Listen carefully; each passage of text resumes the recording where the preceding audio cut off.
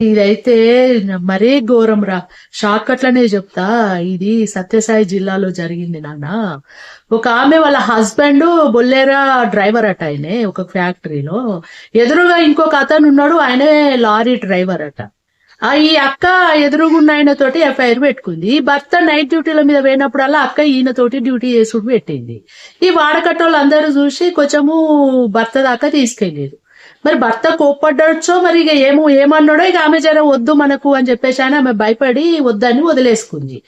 వాడేం చేసిండు, ఒక అర్ధరాత్రి 12 గంటల రాత్రి భర్త నైట్ డ్యూటీ పోయినప్పుడు వచ్చి డోర్ కొడితే ఈమె వచ్చి డోర్ తీసిందట. వాడు రాడు తెచ్చిండట. ఆ రాడు తోటి ఆమె తల వగల కొట్టి చంపేసిండు. ఇద్దరు పిల్లలు ఆడపిల్లలు లేచి వచ్చారు. అమ్మ అమ్మ అని వస్తే ఆ ఇద్దరు పిల్లలను కూడా వాడు రాడుతోటి కొట్టి చంపిండు. ఎంత అన్యాయమైన ముచ్చట ఇది. అరే, మీ ఇద్దరు బల్బెక్కే కదరా, మీరు ఇద్దరు ఆ పనులు చేసారు. నువ్వు చంపుకున్నాడు, నువ్వు ఇద్దరు కలిసి సావనుంటిది. కానీ చిన్న పిల్లలు ఏమన్నారా, ఆ పిల్లలు ఏమన్నారా?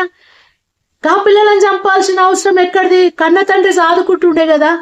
ఏం తెలుసురా 5 ఏళ్ల పిల్లలకు, ఒక చిన్న పిల్లలకు వాళ్ళని అన్యాయంగా చంపినవు కదరా.